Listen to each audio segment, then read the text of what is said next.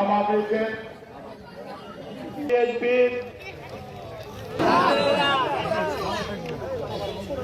আপনাদের এখানে এসেছি আমাদের একটি কথা বলতে। বিগত দিনে আমরা আপনাদের কৃষকদের জন্য কি কি করেছিলাম, কি কি কাজ নিয়ে চিন্তা করছি, সেই কথাগুলো বলতে এসেছি। এই বিষয়ে আপনাদের দুই একটি কথা আমি স্মরণ করে দিতে চাই।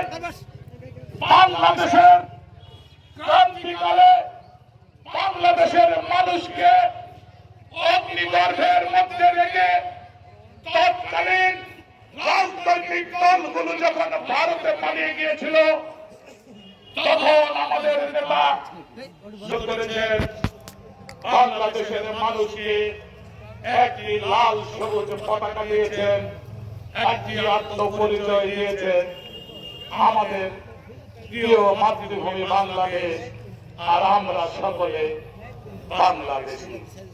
তিনি শুধু পরিচয় দেননি, তিনি প্রথম উপলব্ধি করেছিলেন বাংলাদেশে যদি আমরা কৃষক সমাজকে সঠিকভাবে পরিচর্যা করতে পারি, আমরা যদি কৃষক সমাজের পাশে থাকি, কৃষি ক্ষেত্রে উন্নতি হয়, বাংলাদেশ উন্নত বিশ্বের একদিন মাথা উঁচু করে দাঁড়াবে। তাই তিনি সরকারকে এই কৃষক ভাইদের কথা চিন্তা করে আপনারা আমাদেরকে বলে গিয়েছেন যে ইউনিয়নের মাটিতে দাঁড়িয়ে আমি কথা বলছি।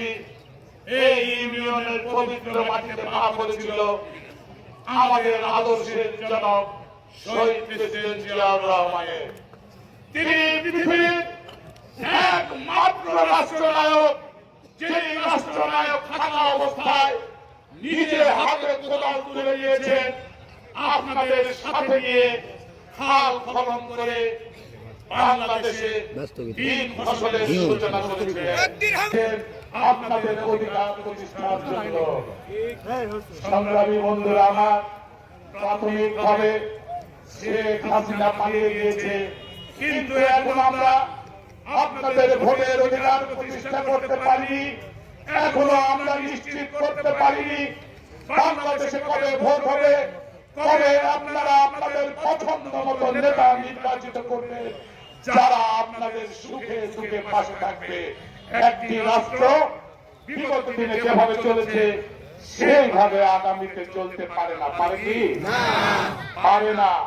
সেই জন্য আজকে যখন সংস্কারের কথা উঠছে, আমাদের নেতা তিনি উপলব্ধি করেছিলেন আজ থেকে আরো 3 বছর আগে যে আল্লাহ রাব্বুল আলামিন যদি আপনাদের ভালোবাসায়, আপনাদের আস্থায় আমাদের আগামীতে কখনো রাষ্ট্র পরিচালনার সুযোগ দেন, তাহলে আমরা আগামী দিনে যে সংস্কারগুলো করব তার থেকে আমরা 2.5 বছর আগে আমাদের নেতা জাতির উদ্দেশ্যে 31 দফা সংস্কার ঘোষণা করেছেন। তার প্রথম দফাটি কি? তার প্রথম দফাটি হচ্ছে প্রতিহিংসা ও অন্যায়ের রাজনীতির বিপরীতে আমরা উদারতা ও সম্প্রীতির রাজনীতি করব। বিগত দিনে আপনারা জানেন এই উদয়পুর, এই পুরো যে সন্ত্রাসের পটভূমি তৈরি করা হয়েছিল, আমরা আগামী দিনে তা চাই না। চান কি? যদি তাই করি তাহলে আওয়ামী লীগ আর আমাদের মধ্যে পার্থক্য কোথায়? আমরা আগামী দিনে ভালোবাসা নিয়ে সকলের জন্য এই উদয়পুর, এই পুরো তাদের বাসযোগ্য করে যেতে চায়।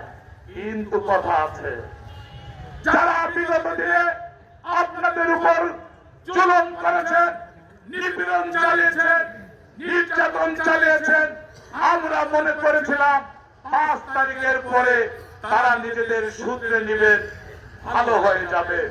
কিন্তু সম্প্রতি কি দেখছি, তাদের নেত্রী রাজপালন একবারের জন্য মনে হয়নি তার হাতে যে হাজার হাজার মানুষের রক্তের দাগ, সেই উপলব্ধি একবারও জাতির কারো মনে হয়নি। তাই বর্তমান সরকারকে বলছি, আপনারা প্রয়োজনীয় ব্যবস্থা নিন, এত কিছু করেন, আপনারা যারা বিগত দিনে অন্যায় করেছে, খুন করেছে, গুম করেছে, এখনো মাথা উঁচু করে ঘুরে বেড়ায়, তাদেরকে আপনারা এখনো প্রশাসনের আওতায় আনতে পারেননি, পেরেছে? আপনারা চান না? তাদেরকে অবিলম্বে বিচারের মুখোমুখি করার জোর দাবি জানাচ্ছি। আমার কৃষক ভাইরা, আজকে আলু চাষী ভাইরা নির্মম নির্যাতনের মধ্যে পড়ে গেছেন, একবারে আশা নিরাশার দুরাশায় পড়ে গেছেন। একদিকে আলুর দাম নাই, আর একদিকে কোলেস্ট্রল বাড়ারা আলু রাখার চাপ দমন করে। কথাগুলো যদি আজকে নির্বাচিত প্রতিনিধি থাকতো, প্রতিবাদ করত, জনগণকে নিয়ে রাস্তায় নামতো, প্রয়োজনীয় ব্যবস্থা নিত, এর জন্যই নির্বাচন দরকার। আমরা তো বলি নাই আমাদেরকে ভোট দিন, আমরা তো বলি নাই আমরা ক্ষমতা যেতে চাই, আমরা সারাদিন যেটা করছি, আমরা তো রাজনীতির নামে ব্যাংক করিনি। আমরা তো যদি ইউনূস সাহেবের ঘাড়েও কিছু লোক চেপে বসে আর মনে মনে কয় নির্বাচন হলে তো বিএনপি সংস্কার তো আমরাও চাই। একটি সুষ্ঠু সুন্দর নির্বাচনের জন্য যে যে সংস্কারগুলো প্রয়োজন দ্রুততার সাথে সেই সংস্কারগুলো করে আপনারা অবশ্যই নির্বাচনে একটি রোড ম্যাপ দিবেন। আপনাদের হুঁশিয়ারি উচ্চারণ করে বলতে চাই, আমরা শেখ হাসিনাকে ভয় পাইনি। লক্ষ লক্ষ মামলা খেয়েও, হাজার হাজার নেতা কর্মী রক্তের উপর দাঁড়িয়েও আমরা শেখ হাসিনার রক্ত চক্ষুকে ভয় পাইনি। জনগণের ভোটের অধিকার প্রতিষ্ঠার জন্য রাজপথে ছিলাম, এখনো আছি।